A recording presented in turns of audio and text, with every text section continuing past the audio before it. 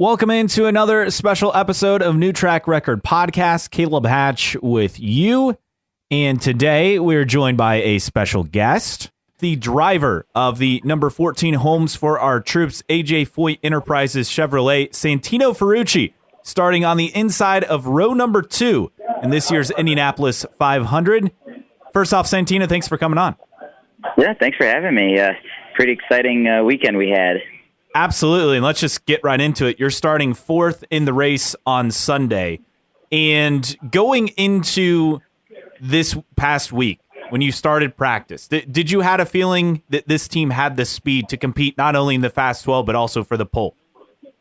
I knew we had speed. I knew we had a great race car. I was blown away at actually how fast we were once we got going, and, Fast Friday was definitely eye-opening for us. To see everything kind of come together on Saturday and to have that one run that put us into the Fast 12, we knew it immediately. Once we finished that run, that was a good time. And then obviously you and your teammate backed it up during practice on Sunday morning, and then a good qualifying run. Did you think the car had a little more at the end there on Sunday afternoon?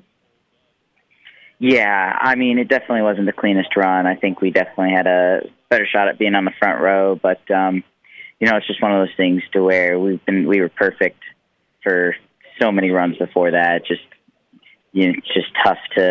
It's bittersweet, put it that way. But I'm really happy that we're starting 4th. Santino, with this team this year, so this is your second full-time season, even though you've run parts of several other seasons in IndyCar. Coming back, reuniting with your engineer, Michael Cannon, was that kind of the alignment you needed to feel confident to move forward in this full-time effort? I think that and just having the opportunity to be back full-time is just huge. Just trying to come back into the series full-time in 21 and 22. Obviously, stars just didn't align, but, to be able to have the opportunity to do it here with the 14 car is just extra special. To have Michael Cannon come join us as well is just, such a cool thing to see. And, dude, we're making the most of it. I mean, it's awesome being the underdogs because no one expects us to be here, and here we are knocking on the door and trying to win this thing. So with your teammate and yourself, with the speed that you found, do you feel like Chevy also kind of has a slight advantage when it comes to not just qualifying pace? We saw that outside of Alex Palou, none of the other Hondas had anything for him, but also in race pace? Yeah, I feel really good to be on a Chevrolet this year. I think they've worked incredibly hard about bringing their motors to the top, and they really want to win this race bad. And I feel that, and I think the entire organization feels that. So hopefully we can bring some Chevy power to the 500 victory lane. Is there anything you've noticed switching from being primarily a Honda guy your first few years in IndyCar and then running Chevy a couple of races last year at Indy with Ryan Reinbold and then at Juncos, and then now this year you've been exclusively with Chevy with A.J. Foyt? Any bit of a difference between the engines you've noticed? I mean, both manufacturers are so good. I mean, everything's so maximized. It's really hard to tell that there's actually a difference, between the two, having driven back and forth between both. I mean, I think TK put it best, and he drove for Ganassi last year on the Honda, and he's obviously this year at the McLaren for the Chevy. And, it's so tight. The gaps are so tight. I mean, it's not like there's a clear choice over the other, but I am feeling more comfortable with as many Chevys as there are in the front, put it that way. You've been away from full-time competition until coming back this year. Do you feel like just being able to get back full-time has kind of validated yourself as an IndyCar driver, or do you still feel like there's still work to be done? Yeah, I think, being full-time in the series is definitely huge. I definitely got to get some race wins. It'd be really nice to obviously sit on the front row, but we'll get there in due time, but we're definitely in it to win it this coming weekend. So, hopefully that's the first one. Your track record at the Indianapolis 500 is very impressive. You've never finished outside the top 10. Now you have your best starting position. You don't have to drive your way through the field for the first time. What is it about this track that really suits your driving style so well? I don't know. I think just the fact, you're always on your toes. This race in particular is special just because you have to make it to the end. And I've always been under the assumption that if you are there in the closing laps, that you do have a shot to win this race. So that's kind of my mindset always going forward with big races like this, and nothing changes going into this Sunday. It's just we know we have pace, we know we need to be there, so it's just about maintaining where we are until we get to the last 50 laps. You mentioned it would take some time, to get everything set. I think in one of the interviews you had last week during the practice days. And do you feel like because of this extra track time in the last week, and then coming up this afternoon on track, and then again Friday with the final carb day practice, it's giving your team enough time to kind of catch up, at least from the technical side, and as far as new faces and new positions moving over? Is obviously you're new, Benjamin Peterson's new, but also there are a lot of changes on the technical and management sides for the team this year as well. Yeah, no, having this time here at the Speedway has been phenomenal. I mean, it's kind of what we needed. It's been really nonstop since January, since we've onboarded all these new changes into the team, and it's been tough to really catch up. So having to be at this racetrack for as long as we have with the cars to rub on them and work on them. Even the rain day on Tuesday last week was huge for us to really catch up and be ahead. And, it's just now it's about staying ahead and keeping that momentum rolling. You've driven for a lot of different types of teams, especially Indy. Dale Coyne Racing, kind of a midfield team. The Ray Hall team that has a lot of resources. They shockingly really struggled this year, though, when it came to speed. You drove for Brian Reinbold, perhaps one of the best one-off teams that we see every year at Indy. You did a race for Juncos, a smaller team at the time last year, but now they've kind of upped their game. And now with A.J. Foyt, what sets up A.J. Foyt Racing kind of to be different from some of those other teams, and why has it become such a good fit for you?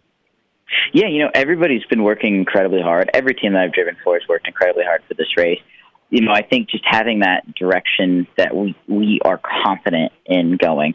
Driving last year for Dreyer, they were confident in the directions they went. We were really competitive all month long. Finished in 10th, and we definitely probably had more in it. We just had something starting to come apart inside the car. But we were running in the 6th or 5th all day long. So, just to see that determination and just be able to push the guys in the right direction and get exactly what we need out of it was huge. And, that's what we've done here. We're pushing the guys in the right direction. We know what we need to get out of the cars. And it's just about capitalizing. I mean, if we capitalize on this thing, we're going to be there. You've driven an IndyCar, obviously. You did the European ladder, a lot of success there moving up in the ladder. You've also done Xfinity. Is there any kind of other race on your bucket list or series that you'd like to participate in? Yeah, I'd like to do some cup racing at some point in my career. I think that's on my list of things to get to. Other than that, I've done dirt racing as well, so I'm just slowly checking everything off the box. You're from Connecticut, from Waterbury.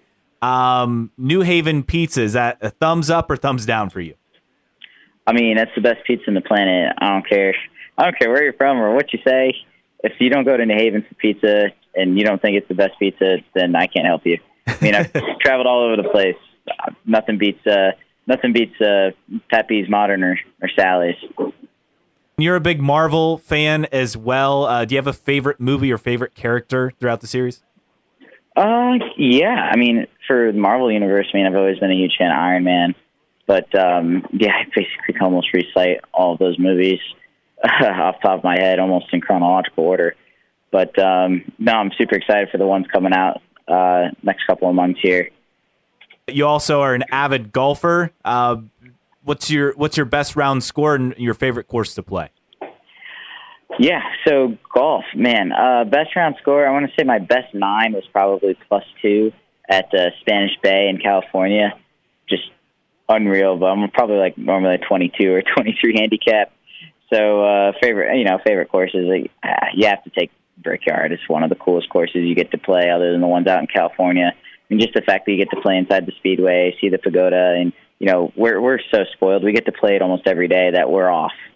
So for most people, for it being spectacular, it's spectacular for us too. So among the drivers who are avid golfers, we know that Graham likes to golf. We know that Scott McLaughlin likes to golf. I don't know who else I'm missing. Who is the best golfer? I mean, Larry's pretty good too, my boss. So, but I think Graham's probably the best golfer among the drivers. How would you rate your game against his? Not even close. It's just the fact that he's so tall, right? It gives him a bigger swing. Yeah, probably. I don't know about that, but he's very good, and I've seen him play, and he's just a very talented dude. So I'm also bummed to see him not in the 500 this year. Yeah, let's kind of talk about that. Obviously, that's kind of part of the mystique and what makes Indy so special is what we saw yesterday, not only in the Fast 12 and Fast 6 that you were a part of, but also at the end of the field. To see a driver like that, with that name, a fan favorite guy, a guy who's been your teammate before, to not qualify in the race, like how do the drivers kind of take things like that? Yeah, I mean, not only that, I mean, he's like one of my friends too, because I see him in the bus lot. I mean, we both have dogs who let them play and stuff like that. So, it's just tough. I can't imagine what that's like. I've been fortunate enough to be in this race every time I've qualified, and I've definitely been towards the bottom of the field a couple times, and it's nerve wracking when you're in the mid-20s. So I can't imagine what it's like to go out there on Sunday, not fighting for the Fast 12, but fighting to just make it. But no, I feel for the guy. So he's worked his whole career for races like this, and to see it, him miss it by .004 is insane. Santino Ferrucci joining us. Before we leave you, so Paul Tracy called you Santucci several years ago on a TV broadcast. First off, do you love the nickname, hate the nickname? Kind of, what do you think about the nickname, and is that kind of your preferred nickname, or do you have another nickname you like to go by? I mean, I don't go by any nicknames. I just think that that's something that Paul said, and it's stuck with all of the fans that are fans of Paul too, which I find freaking comical. But I mean, that when Paul did that in I believe it was Portland, it was such a huge thing for me because it was like cool to see Paul Tracy recognize what we were doing, and yeah, so it definitely helped boost my career a little bit and into the spotlight. Driving for AJ, what has that been like? It's pretty special. I mean, when you're dealing with someone with that much history and that much knowledge and as many wins as he has around the speedway, it's unreal what they can do and what he sees, and it's so cool. And talking with him and listening to his stories, because we have some downtime while we're here. He was telling us about all of his 500 victories and the ones where he finished third and second, and he's been so close where he had those real dominant years in the 70s. So it's cool to listen to and cool to hear, and it's cool to have him in the box. Santino Ferrucci going for his first Indianapolis 500 win. First win for A.J. Foyt Enterprises going all the way back to 1999 with Kenny Brack. Good luck this weekend in the 107th running of the Indianapolis 500, Santino. Thank you so much. I really appreciate it. And thanks to Santino Ferrucci for joining us. As always, if you'd like more New Track Record, you can find us at newtrackrecordpodcast.com. While you're there, you can sign up for free for our email list so you never miss an episode or any special announcements. Plus, check out the store. We have t-shirts and stickers for sale there. You can follow us on social media. IndyCar Podcast is our handle on Twitter and Instagram. On Facebook, just search for New Track Record. Our email address, newtrackrecordpodcast@gmail.com. And you can support us via Patreon, patreon.com/newtrackrecord. Thanks to Xavier, Rob, Stitch, and others for their support. Starts at as little as $1 per month. And you can always find us on your favorite podcasting platform and listen for free. Apple, Spotify, Google, Amazon, Overcast, CastBox, what have you, and listen in to each and every episode. This is the first of many special episodes coming out this week, so be sure to check for new episodes each and every day this week leading up to the 107th running of the Indianapolis 500. Thanks for joining us on New Track Record Podcast.